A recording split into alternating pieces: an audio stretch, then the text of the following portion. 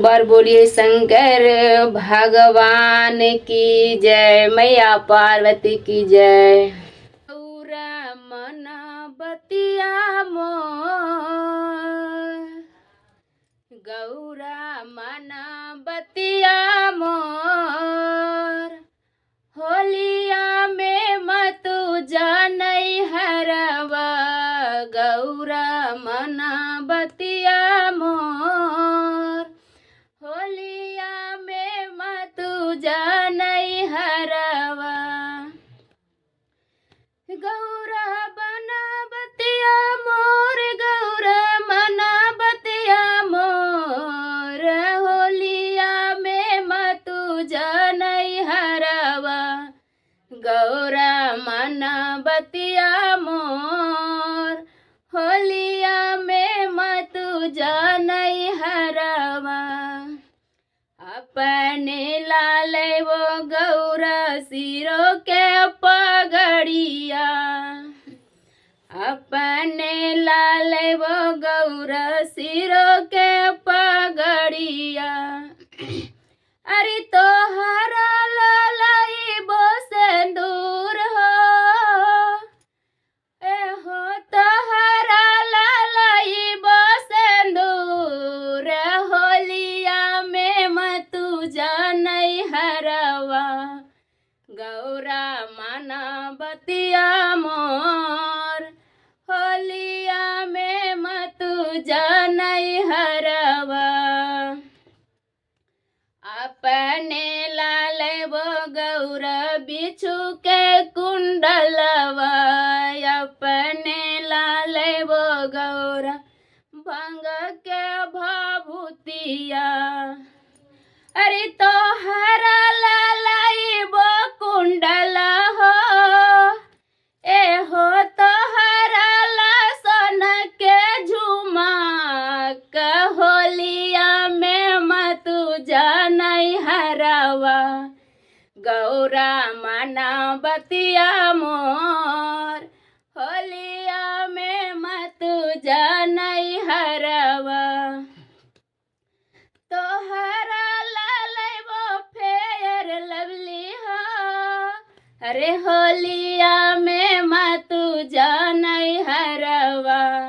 गौरा मना बतिया मोर, होलिया में मतु जानई हरवा।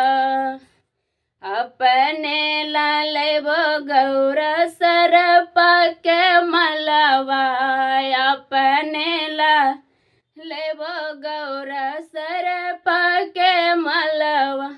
अरे तोहरा लागिरा मलहार हो, ए हो तोहरा लागिरा मलहार, होलिया में मतु जानई हरवा। गौरा मना बतिया मोर, होलिया में मतु जानई हरवा। मना बतिया मोर, गौरा मना बतिया मोर, होलिया में मतु जानई हरवा। गौरा मना बतिया मोर, होलिया में मतु जानई हरवा। गौरा मना बतिया मोर, होलिया में मतु जानई हरवा। अपने लालै वो गौरा मिरग के छलवा, अपने लालै वो गौरा मिरग के छलवा। अरे तोहरा लालाई वो पटोर हो, ए हो तोहरा लालाई वो चुनार, होलिया में मतु जानई हरवा। गौरा मना बतिया मोर, अरे होलिया में मतु जानई हरवा। अपने लालै वो गौरा बस बैलवा, अपने लालै वो गौरा गौरा बसहा बैलवा अरे तो हरा लालैबो बुलेट गाड़ी हो ए हो तो हरा लालैबो हम कार होलिया में मातू जनई हरवा गौरा माना बतिया मोर होलिया में मातू जनई हरवा गौरा माना बतिया मोर अरे होलिया में मातू जनई हरवा अपने लालैबो गौरा तीरा छुलडा मारुआ अपने लालैबो गौरा तीरा छुलडा मारुआ तो हरा लालैबो मोबाइल हो ए हो तो हरा लालैबो मोबाइल होलिया में मातू जनई हरवा गौरा माना बतिया